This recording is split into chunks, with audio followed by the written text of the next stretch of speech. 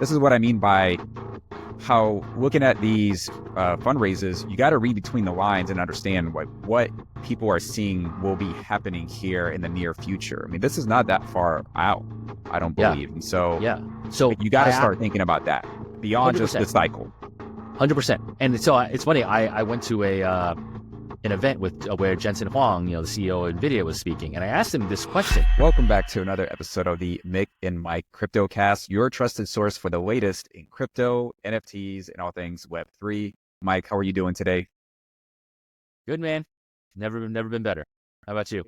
I like the spirit. Today was the first day I got back into my cold plunge, and I was sitting there for 3 minutes suffering, but it was the best feeling afterwards. And that's kind of what it feels like right now in the market. Why do you do that to yourself?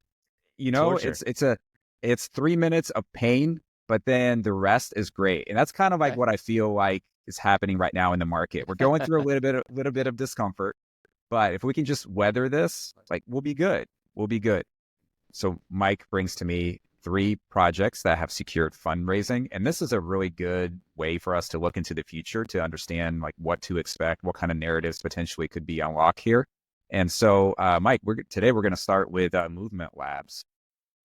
Yeah, so this is a big one. So they are Movement Labs is the maker of the Movement Network, and they're set to finalize a $100 million Series B round led by Coin Fund and Nova Fund, which is part of Brevin Howard. So yeah, Movement is a sidechain that essentially bridges the Move language with the EVM. So you saw, kind of grouped in with, not the same, but Aptos and Sui have been very popular Move language chains, and now Movement. And yeah, this raise comes on the heels of Movement's launch of mainnet beta, as well as the Move token that happened in December. So obviously, lots of momentum there, and they're able to ride that momentum to raise a huge round.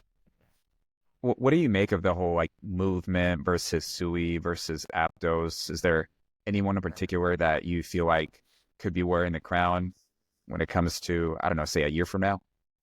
I mean, definitely. So, Movement's a little bit newer, and they've got a little bit of a different position, kind of bridging the Ethereum and Move spaces. But I mean, it's hard to argue with the momentum that Sui has had lately. I think they recently hit over 2 billion in TVL. So 2024 was a massive year for them. And I mean, I know the team there, and they're great. The CEO Evan of Miston Labs, and some of the other the BD and the marketing squad there. They're all great people, and they've been just it's kind of just I don't want to say they've been quietly doing it, but it's just been kind of just like clockwork, right? It has there's they kind of not too many road bumps, but not too many like super highs or super lows, just executing day in, day out, and you kind of just love to see that. So I think that I think they're now number 13 on the CoinGecko rankings. So it's hard to kind of argue with the momentum that they have. Yeah, I'm currently looking at CoinMarketCap. Looks like they're number 12, and at one 12, point they flipped Avalanche. But it looks like they're kind of going back and forth, and Toncoin is there as well. And also with Sui, one area that we haven't really heard much about from them that I think is going to be interesting is on the gaming side, because they're getting ready to roll out their console, which they featured at one of the major conferences last year. Something else, Mike, is Superseed. Now, what is this one all about? Yeah, so it's super interesting to me. So Superseed is in the Ethereum L2 with a self-repaying loan system. They raised 4.47 million in a public sale.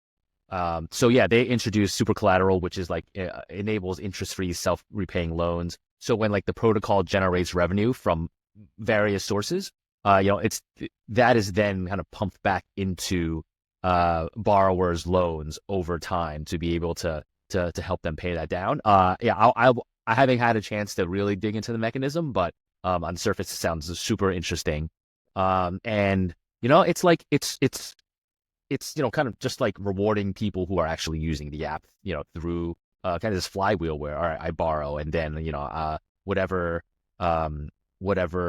revenue that comes in through these different sources, and I can help drive that revenue, referring users, whatnot. And then that helps pay my loan down. And I'm on the market for a house, so I could very much use a self repaying loan.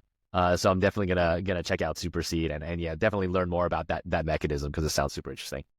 You have to, at this point, come out with something new and interesting, right? If you're going to be an L2, because there's just so many of them that you start to Yeah, wonder, like, okay, why do we need another L2? And so, right. And that's why I love, like, so actually for Deep Ventures, one of our like sub theses is like purpose built primitives. So instead of just kind of generalized L1s, L2s that can service anything, DeFi, gaming, NFTs, whatever it might be. It's like, can you build something that serves a particular purpose, focus on that niche, focus on that specific target audience, build for them, and provide more value for that specific use case than anything else, and then expand from there. That's one of our sub theses that we look for a lot. great. And looks like Framework Ventures leads 2.5 million funding round for DePIN startup Starpower.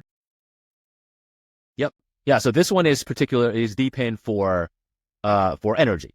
And I believe we have talked about some other kind of similar protocols, but this is cool, where essentially Starpower aggregates a network of energy sources. So it could be the batteries, it could be like electric vehicle chargers, any kind of excess energy, to kind of create this global energy management system. And we look a lot of there's a lot of like an imbalance of energy, where you see a lot of energy providers just having an excess energy that they might dedicate and allocate to mining Bitcoin, for instance, right? But like people in like companies in like West Texas have the flexibility to do that, while citizens over in who knows what country is lacking energy, right? So if you're able to kind of build a global energy network, and distribute it across the world to those who need energy, and also kind of manage that, where users who are using some of this energy get rewarded for managing their energy properly and kind of maintaining that balance. I think that's like a perfect use case of crypto, to be able to incentivize those behaviors, to aggregate resources and reward people for taking part in this really important sector of life that many people have problems with, don't have access to the energy that they need. I'm also looking at it from a different angle. The demands for AI are growing rapidly. And so Yep. you need this type of, you're going to need more energy, basically. And Yep. so I think Yep. when you look beyond the AI narrative, like what can come next, I think it's going to be on the energy side, because Yep. once we see the power of AI and everybody's incorporating it, and we're thinking, okay, what's next? Like, well, we're going to need energy for all of this AI. And so Yeah. you're going to start looking and seeing some of this stuff. So this is what I mean by how looking at these fundraisers, you got to read between the lines and understand what people are seeing will be happening here in the near future. I mean, this is not that far out, I don't Yeah. believe. And so Yeah. So you got to start thinking about that beyond just the 100%. cycle. 100%. And so it's funny. I went to an event with where Jensen Huang, the CEO of NVIDIA, was speaking, and I asked him this question, right? Where you've got these energy providers who can allocate their excess energy to mining Bitcoin, because there is a very clear market for that, right? And it's a very clear financial market for that, where you can kind of draw that straight line from the energy that you expend to the profit that you could make by mining Bitcoin, right?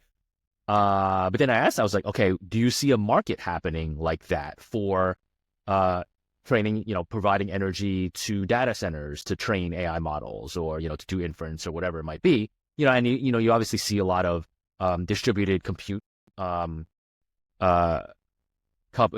protocols now that are they're helping with that. But like I'm talking about specifically these electricity companies dedicating that to AI data centers. And the issue there is that there's no clear financial market there, right? And the way that financial market is going to be created is with crypto, right? So, some kind of derivative of the, energy to Bitcoin profit, there will be some kind of energy to profit for dedicating your power to an AI data center. And then just like anything else, crypto is going to make it easier for that price discovery, for that market to be created.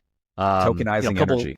Tokenizing it, and finding that market of and finding that value of dedicating your excess power to powering AI data centers. And this is why I love our conversations, because not only do we cover what's actually happening right now, but we also cover what are we to expect here in the near future. Mike, always a pleasure. Thanks so much. And for those that are watching, if you found this information informative, please subscribe to the channel, like the video, share it with your friends. The more people can get access to this, the more educated they'll be. And catch you guys in the next episode. Awesome. Thanks, everyone.